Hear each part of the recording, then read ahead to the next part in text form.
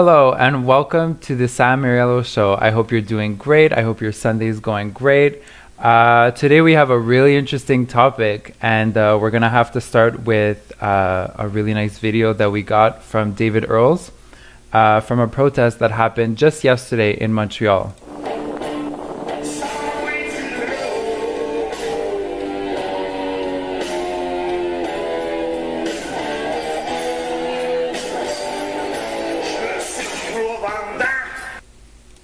So you might be wondering what that was, and I have brought Ted to help us get through what happened yesterday. So, hi Ted, welcome to the show. Hi, thanks for having me. Of course. So how was the protest yesterday? It was good. And so, as you maybe saw in the video, we had maybe 30 or 40 people outside the gates of Bordeaux in a sort of festive atmosphere, chanting slogans, playing music, and calling for a variety of changes depending on the participants, from closing down prisons entirely to prioritizing the vaccination of prisoners at Bordeaux for COVID-19. Mm-hmm. And yeah, I was wondering if you could just give us like an overview of like what's happening at Bordeaux. Well, presently, Bordeaux is coming off of a second huge wave of COVID-19 infections. Bordeaux is the largest provincial prison in Quebec. It has somewhere between 850 and 900 prisoners on a day-to-day basis. It's a provincial prison, so people are either doing a sentence of 2 years minus a day or less, or they're being held pre-trial. So they haven't been sentenced yet, or they haven't been convicted. About 70% of people in Bordeaux are being held before their trial, so they haven't been convicted of any crime. For those who have a sentence, their sentences average about 3 months, so very short terms. Hmm. And for a variety of reasons, Bordeaux has been the hardest hit provincial prison in Quebec by COVID. In the first wave, just as Montreal was very hard hit by the outbreak, Bordeaux prison was extremely hard hit. There were over 100 people infected at one point in time. The entire prison was on lockdown, meaning people are confined to their cells 24 hours a day. One person, Robert Langevin, died, which another way of saying it is that he was killed by the prison. He was the first person infected by COVID. He was calling for help, asking for medical treatment. He was totally ignored by prison guards who told him to shut his mouth. And he died there in his cell. And he was a man in his 70s in for selling speed, pretty minor infraction. And then in Mm-hmm. the second wave, just as Montreal was hard hit in the second wave by COVID, Bordeaux was hit hard again. Over 100 people tested positive for COVID. The whole prison went on lockdown 24 hours a day inside people's cells. And at least two sectors were on 24-hour lockdown for almost 3 weeks. And so that's 3 weeks sitting inside your cell with absolutely nothing to do. And there were hunger strikes at various points in time. There was about a 10-day hunger strike during the first wave of the pandemic. People calling for various measures, including at that point just access to PPE, but also decarceration, allowing as many people to leave the prison as possible to socially distance in their communities. Mm-hmm. And in the second wave, we had very short episodic hunger strikes. For example, one sector was on lockdown 24 hours a day for 2 weeks, even though no one had tested positive in that sector. And people went on hunger strike to be released. And after about 8 hours, they were allowed to leave their cells. And so there's been a lot of resistance from prisoners, which has been, quite inspiring because they're doing it under incredibly difficult conditions. It's very hard to organize when you're confined to your cell 24 hours Mm-hmm. a day. Mm-hmm. I'm really shocked by the conditions that are in the prisons right now. And just to be clear, so there's over a majority of the people at Bordeaux have not officially like committed a crime. Like they're not officially considered to have committed a crime, you said? Right, they're being held on what's called remand. In French, they're prévenus. They're being held awaiting their trial Mm-hmm. or their conviction or their sentence. So yeah, between 60 and 70% of them have not been convicted of a crime, Okay, and so that's like, common for provincial prisons. okay, yeah. It's just like shocking because it's like before even being committed of like to the crime, like you're already in this situation. Mhm. Not to say that prisoners should have like these terrible conditions in the prisons, but it's just shocking to know that like even before you're like officially accused of it, you're going through this experience. Um, And that's the result of changes over the last 20 years. We didn't used to hold so many people pre-trial. The mhm, largest reason for prison population growth in Canada over the last 20 years has been an increase in holding people for remand in provincial prisons. mhm, And, the provincial prisons are often bursting at the seams. New prisons are being proposed, like the construction of new prisons, all because we've made a decision that we want to hold people pre-trial in greater numbers. People's trials are often also take longer to reach their conclusion, and so we have mhm, a vast increase of people who often, when they finally get their conviction, they're released because they've already done the time that they were sentenced to. mhm. Do you know why this change happened? It's part of a broader, law and order campaign that, unfortunately, at the federal level, is supported by the three major political parties. And so the leading proponents, of course, are the conservatives, especially under Harper, Mm, who established a whole series of mandatory minimum sentences, often for very minor offenses. So people were doing mandatory time in prison for these offenses.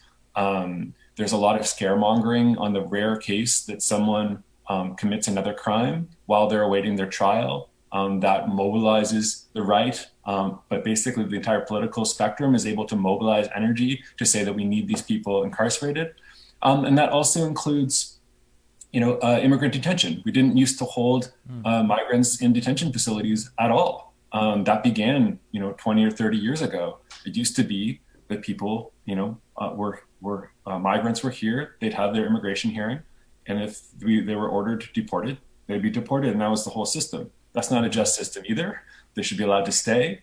But we didn't used to hold hundreds of people of migrants in detention facilities. So there's been a vilification of um, a certain sector of the Canadian population over that time, and that corresponds with more brutal policing, expansion of prisons at the provincial and federal level, and immigrant detention. mhm. So not only are these prison populations growing, but it seems like the conditions that they're being subjected to are not good and getting worse, it seems.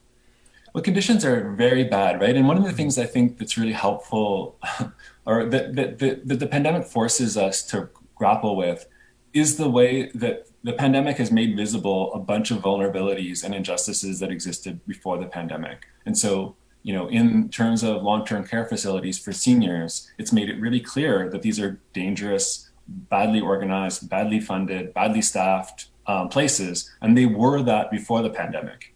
Um, we'll see whether that results in any changes in the long-term care facilities, but there is at least like a prise de conscience. In the prison system, it should spark the same kind of attention. I don't know whether it will because it's much easier to just abandon people. But prior to the pandemic, healthcare in prisons is terrible, notoriously terrible. Healthcare in prisons for most people involves getting a Tylenol, no matter what your condition is. okay. Life expectancies are much lower for prisoners than they are for the everyday population. Food in prison is terrible. And prisons have become our way of dealing with mental illness, and they also produce mental illness. Like, we'll find out, I suppose, 5 years later, what the mental health implications have been of using lockdown in prisons as a so-called public health measure. I Mm, mean, I haven't heard a medical professional, do research on what this impact has been so far. But we're talking about prisons across Canada where the moment there's a small outbreak of COVID, rather than doing any number of things that could deal with a public health situation, they're just locking people in their cells 24 hours a day. And mhm, the Canadian courts have recognized solitary confinement of 15 days or more as a form of torture.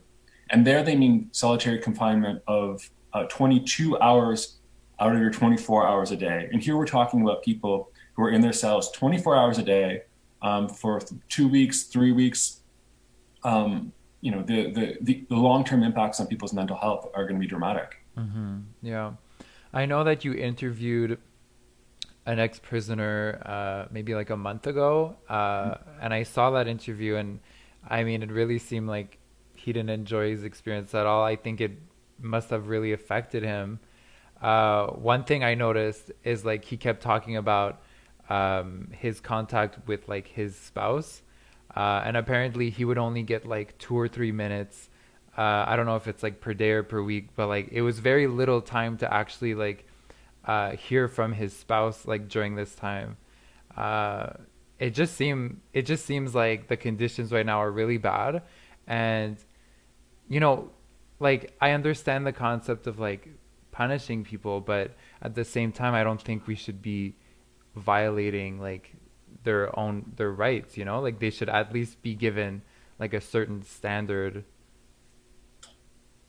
for now. I don't know. Yeah, it's just been extra punishment from the beginning of Mhm. the pandemic, and so every possible, if you have an array of things you could do to deal with a public health crisis like COVID, if it's punitive, the prisons did it, and if it's not punitive, the prisons didn't do it. And so there's been no social programs, any education programs, any religious programs, recreation programs in prisons since March of last year. The library's been closed. The gyms have been closed. People had limited access to outside yard time during the summer, and now they have almost none. Mm. Visits are totally annulled.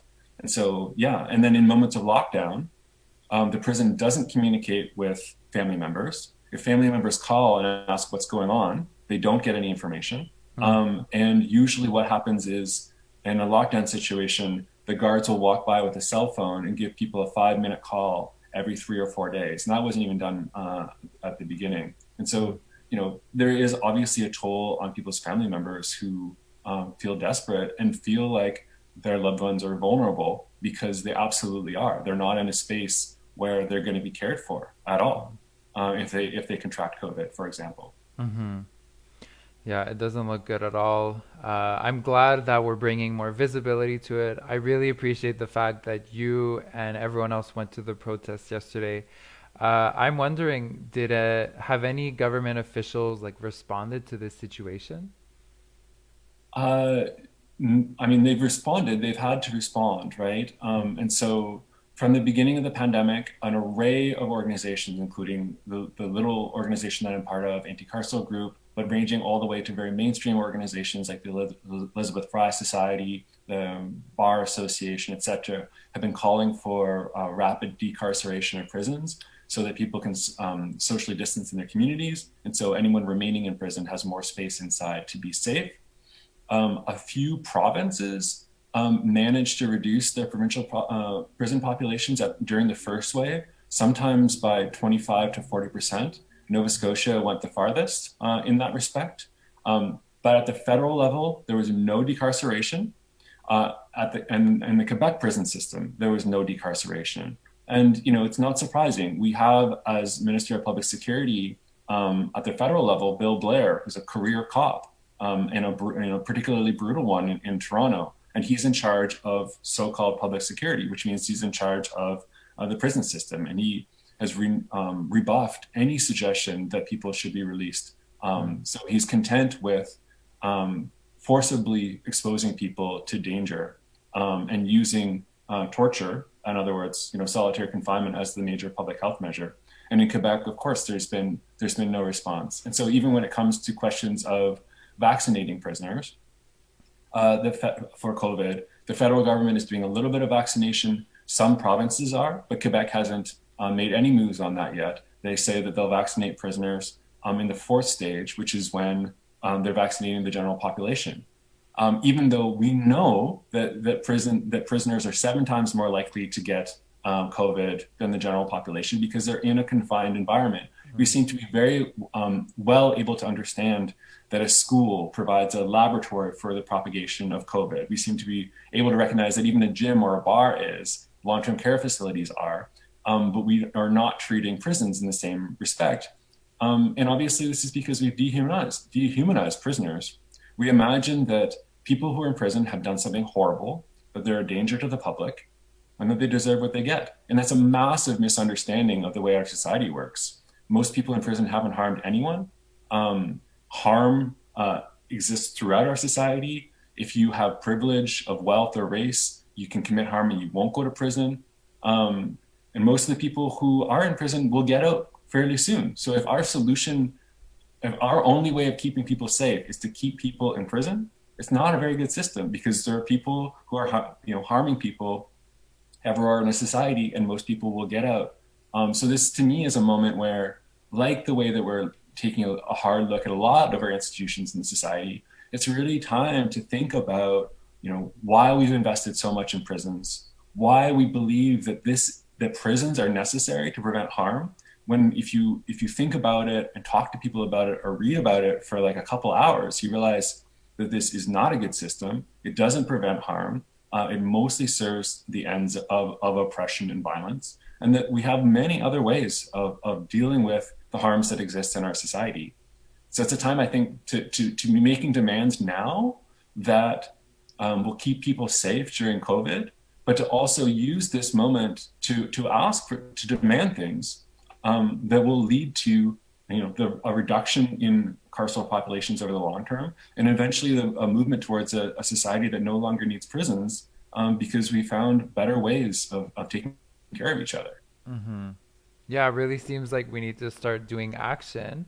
And that's what I'm wondering from you now. What could we do to help this situation?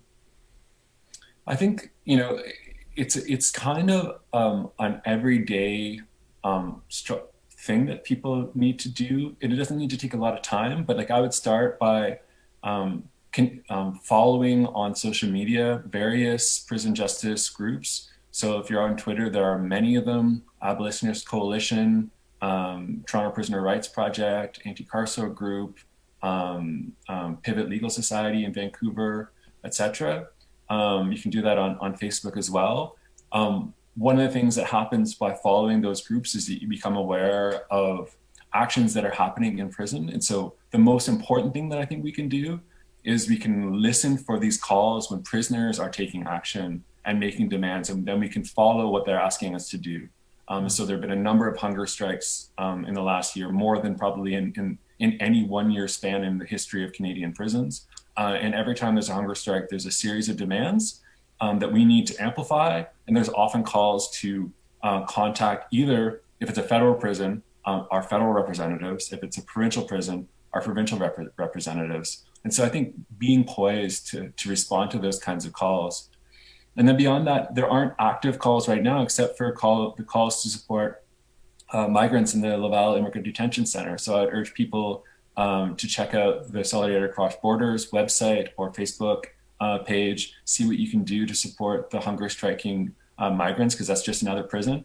And then, take a bit of time to educate yourself on this system. And, we're all taught a lot about prisons that actually falls apart if you actually look at it. We're told that prisons keep us safe, that people in there are dangerous, that they need to be in there, that this is a reasonable and effective way of keeping our society safe. And I think that, if you start by reading Angela Davis's very short book, Are Prisons Obsolete?, you quickly come to perspective that's not what the prison is there to do. It's not there to keep us safe. And we can develop better ways of taking care of each other. Mm-hmm. Yeah, I love Angela Davis. She's amazing. For everyone who's watching, I'm going to put some links of pages that you can follow.